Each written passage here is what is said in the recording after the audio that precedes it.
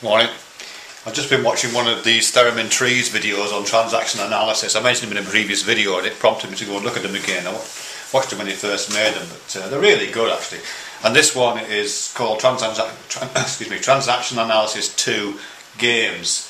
And it talks about games in transaction analysis. I'll leave the link below. But it reminded me actually, because you might not be interested, but I did a little bit of work on transaction analysis in performance and theatre a few years ago, because as you might know, I work in the theatre department and I've for about 20 years in different universities, and I was quite interested in this a few years ago, and I did a little project on the use of transactional analysis, well, in two ways really, partly to do with character development, but also to do with the kind of physical interactions between players in a performance, particularly in physical theatre. Theatre that's, as the name implies, very physical. It's not text, it's not about text, it's not about developing characters that look like real people in real life, it's about using the body in performance. So I was interested in trying to bring these things together. And what we did at that point, it was really good stuff actually, it's fascinating. We did an analysis, kind of analysed a film actually, a film called The Postman Always Rings Twice, not the Jack Nicholson remake, the original version, 1940s. Version of really great film.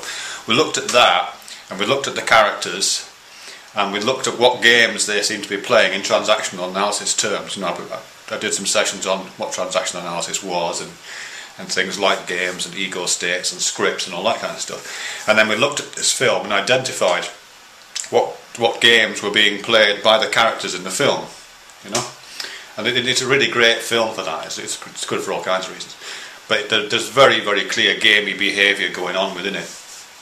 And then we identified one or two scenes in that, and then found ways of physicalising those games. It's pretty hard to explain what that means, really, doesn't it? Let me use a different example, and I'll see if I can play that back. Another example of games translating into physicality. I know someone, used to know someone who was a very dependent person, and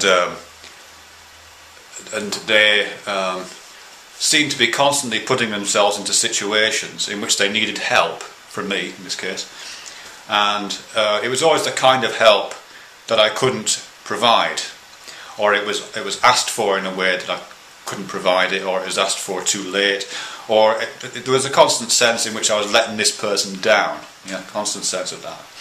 Now, from my part of that, because games always involve more than one person, you never play a game on your own. So whilst this other person seemed to be constantly putting themselves in a situation where I let them down, clearly I'm playing the game too. So I'm involved in this situation where I'm constantly letting someone down. And we're probably doing this for all kinds of psychological reasons. I'm guessing that I'm doing it because I have a script, as it's sometimes called, a kind of existential life position, which makes me need to, at least in that stage of my life, made me need to feel as if I was constantly letting someone down. It kind of confirmed me in who I felt I was. And presumably for the other person, they needed to be constantly feeling let down because it confirmed their existential position, their script, their philosophy about the world. The world is a place in which people let you down. And that familiarity, that knowledge of the world, is actually more important to people's well-being or existence in many cases than the actual embodied effects. So there's this relationship going on, this game being played, where this person is constantly feeling that they're being let down. This other person, myself, is constantly feeling that they have let somebody down. So I thinking about that, I thought, well, that's a really simple little game. It's almost as if this person is falling in front of you, but just outside of your capacity to catch them. If they're standing right in front of you and they said, "Oh, I'm falling," and you caught them, no problem. But if they're standing 6 feet away and they fall to the ground, or throw themselves to the ground saying, catch me," and you can't get there on time, then there's a game going on there, isn't there? It's a kind of psychological game. They want to fall, and they want you to know that you haven't caught them. And if they keep doing it, if they keep running off and saying, catch me," and falling, and you don't get there in time, you don't catch them, then the game continues. In fact, you could probably play a playground game of that. I made a video actually drawing on that again, which I'll link in the lower bar, of just myself doing exactly that, just falling over in a field shouting "catch me, catch me," which was about a little bit of a kind of dramatisation, a physicalisation of that particular transaction analysis game. So that's an example. That's the only reason I'm talking about that is that's an example of what I mean by taking a psychological game in transaction analysis terms, taking one of those games, those interpersonal interplays that goes on like that, which has very particular structure, which Theremin Trees articulates really well, and very particular outcomes and payoffs for both people.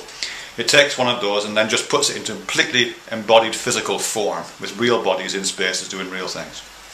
Anyhow, that's what we did, myself and these students. Sorry, it takes so long to get to that test point. That's what we did with our analysis of this film, Postman Always Rings Twice. You know, we took little scenes from that, thought, what is the game here? Talked about it. Sometimes just talking about it was quite interesting, because when you talk about it, what's revealed in your language can give you some clues about what kind of physical analogue for that game might be. Like, just to cut back to my previous example for a second, letting someone down. Just listen to that phrase, letting someone down. It's all about falling, isn't it?